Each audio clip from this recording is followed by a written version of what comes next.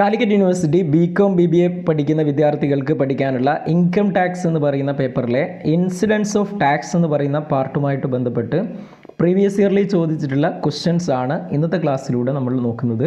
അപ്പോൾ നമുക്ക് നേരിട്ട് ക്വസ്റ്റ്യനിലേക്ക് പോകാം. 2024 BBA വിദ്യാർത്ഥികൾക്ക് ചോദിച്ചിട്ടുള്ള 21ാമത്തെ ഒരു ക്വസ്റ്റ്യനാണ് നമ്മൾ ആദ്യം നോക്കുന്നത്. Determine the scope of total income in respect of the following incomes if the assessee is resident and ordinary resident and non-resident എന്നുള്ളതാണ് ക്വസ്റ്റ്യനിൽ ചോദിച്ചത്. ഇപ്പോൾ ഇവിടെ ഒന്നാമത്തെ തന്നത് profit on sale of building in India but received in the USA ₹3,50,000. Second question, dividend on shares of Indian company ₹1 lakh. Third question, income from agriculture in Canada being invested there ₹2 lakh. The next, income from business in Sri Lanka being controlled from India ₹3,20,000. The next, profit not taxed previous yearly brought to India ₹40,000. ഇത്രയുമാണ് ക്വസ്റ്റ്യനിൽ തന്നത്. അപ്പോൾ ഇവിടെ just നിങ്ങൾ ചെയ്യേണ്ടത് എന്താണ്, incidents of tax, അതായത് gross total income ഓരോ കേസിലും റെസിഡൻറ്റിൻ്റെയും നോട്ട് ഓർഡിനറിയുടെയും അത് നോൺ റെസിഡൻറ്റിൻ്റെയും കേസിൽ ടോട്ടൽ ഇൻകം കാൽക്കുലേറ്റ് ചെയ്യാനാണ് ക്വസ്റ്റ്യനിൽ ചോദിച്ചത്. അപ്പോൾ ഇവിടെ വർക്കൗട്ട് ചെയ്യാൻ ഇതേപോലെ ജസ്റ്റ് നിങ്ങൾ കോളംസ് കൊടുക്കുന്നു. പെർട്ടിക്കുലേഴ്സ് ഒന്നാമത്തത് ordinary resident, next not ordinary resident, then non resident എന്നുള്ള രീതിയിൽ. ഓക്കെ, അപ്പോൾ ഇതിൽ ഒന്നാമത്തെ തന്നത് എന്തായിരുന്നു, profit on sale of building in India but received in the USA ആണ്. ഇന്ത്യയിൽ നിന്നും സെയിൽ ചെയ്ത ഒരു ബിൽഡിങ്ങിൽ നിന്നുള്ള പ്രോഫിറ്റാണ് അതിൽ റിസീവ് ചെയ്യുന്നത് എവിടെയാണ്, USA നിന്നാണ്. പക്ഷേ ഇവിടെ നിങ്ങൾ ശ്രദ്ധിക്കേണ്ടത് ഇന്ത്യയിൽ ഏൺ ചെയ്ത ഇൻകം മറ്റെവിടെ റിസീവ് ചെയ്താലും അവിടെ ഇന്ത്യയിൽ റിസീവ് ചെയ്തത് പോലെയാണ്. അപ്പോൾ income deemed to be received in India എന്ന് പറയുന്ന കാറ്റഗറിയിലാണ് ഇത് ഉൾപ്പെടുന്നത്. അപ്പോൾ ഇവിടെ income deemed to be received in India ആണെങ്കിൽ 3 കേസിലും ടാക്സബിൾ ആണ്. ഓർഡിനറിയിലും ടാക്സബിൾ ആണ്, നോട്ട് ഓർഡിനറിയിലും ടാക്സബിൾ ആണ്, നോൺ റെസിഡൻറ്റിലും ടാക്സബിൾ ആയിരിക്കും. ഓക്കെ, നെക്സ്റ്റ് രണ്ടാമത്തത് തന്നത് എന്താണ്, dividend on shares of Indian കമ്പനിയാണ്. ഇന്ത്യൻ കമ്പനിയിലുള്ള ഷെയറിൻ്റെ ഡിവിഡൻഡ് എന്താണ്, 3 കേസിലും ടാക്സബിൾ ആണ്. ഒന്നാമത്തേലും രണ്ടാമത്തേലും മൂന്നാമത്തേലും റെസിഡൻറ്റിലും നോട്ട് ഓർഡിനറിയിലും നോൺ റെസിഡൻറ്റിലും എന്താണ്, ടാക്സബിൾ ആണ്. ഇനി മൂന്നാമത്തത് ചോദിച്ചത് income from agriculture in Canada being invested there എന്നുള്ളതാണ്. അപ്പോൾ ഇവിടെ ഇൻകം ഫ്രം ഔട്ട്സൈഡ് ഇന്ത്യ എന്ന് പറയുന്ന കാറ്റഗറിയിലാണ് ഇത് ഉൾപ്പെടുന്നത്. അപ്പോൾ അത് റെസിഡൻറ്റിൽ മാത്രം ടാക്സബിൾ ആണ് 2 lakh. ഓക്കെ, മറ്റ് രണ്ടിലും എന്തായിരിക്കും, നോട്ട് ടാക്സബിൾ ആയിരിക്കും. Next fourth one, income from business in Sri Lanka being controlled from India എന്നുള്ളതാണ്. ഇപ്പോൾ income from outside India controlled from India എന്ന് പറയുന്ന ഒരു കാറ്റഗറിയിലാണ് ഇത് ഉൾപ്പെടുന്നത്. ഇന്ത്യയിൽ നിന്ന് പുറത്തുള്ള ഇൻകം ഇന്ത്യയിൽ കൺട്രോൾ ഉണ്ടെങ്കിൽ അതിന് നമുക്ക് റെസിഡൻറ്റിലും ഓർഡിനറി റെസിഡൻറ്റിലും ടാക്സബിൾ ആയിരിക്കും. മറ്റതിൽ എന്തായിരിക്കും, നോൺ റെസിഡൻറ്റിൽ എന്തായിരിക്കും, അത് നോട്ട് ടാക്സബിൾ ആയിരിക്കും എന്നുള്ളതാണ്.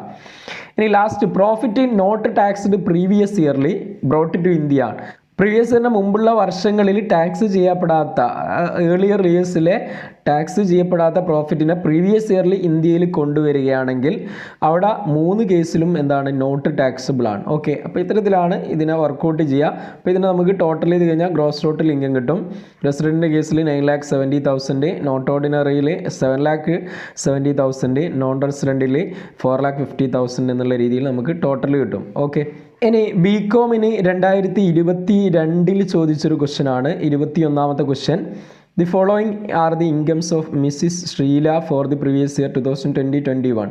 Income from agriculture in Pakistan ₹30,000. First one. The next one, income from salary received in India but the service rendered in Iraq 12,000. Income from a business carried on in India 12,000. Income earned and received in Bangladesh from a bank deposited there 6,000. Income from business in Ceylon but controlled from India 14,000. Compute Mrs. Sheila's gross total income for the assessment year 2021-22 if she is a non-resident. അത് ഇവിടെ non resident ആണെങ്കിലാണ് നിങ്ങളോട് ചോദിക്കുന്നത്. നേരത്തെ ചെയ്തതുപോലെ 3 കേസിലും ചെയ്യേണ്ട, non resident case മാത്രമേ ചെയ്യണ്ടൂ. അപ്പോൾ ജസ്റ്റ് നമ്മൾ computation of gross total income എന്ന് ഹെഡിങ് കൊടുക്കുന്നു. Mrs Sheela is a non resident എന്നുള്ള രീതിയിൽ കൊടുക്കുന്നു. ഒന്നാമത്തെ പറഞ്ഞത് എന്താണ്, ഇൻകം ഫ്രം അഗ്രികൾച്ചർ ഇൻ പാകിസ്ഥാനാണ്. അതായത് ഇൻകം ഫ്രം ഔട്ട്സൈഡ് ഇന്ത്യ ആണെങ്കിൽ നോൺ റെസിഡൻറ്റ് എന്തിലാണ്, നോൺ റെസിഡൻറ്റ് ആകുമ്പോൾ എന്തായിരിക്കും, അത് നോട്ട് ടാക്സബിൾ ആണ്. നോൺ റെസിഡൻറ്റ് കേസിൽ നോട്ട് ടാക്സബിൾ ആണ്. ഓക്കെ, അപ്പോൾ ഇവിടെ എന്തില്ല, അതിൻ്റെ വാല്യൂ കാണിക്കേണ്ട. സെക്കൻഡ് ക്വസ്റ്റ്യൻ എന്തായിരുന്നു, income from salary received in India പക്ഷെങ്കിൽ സർവീസ് ചെയ്തത് പുറത്താണ്, ഇന്ത്യക്ക് പുറത്താണ്.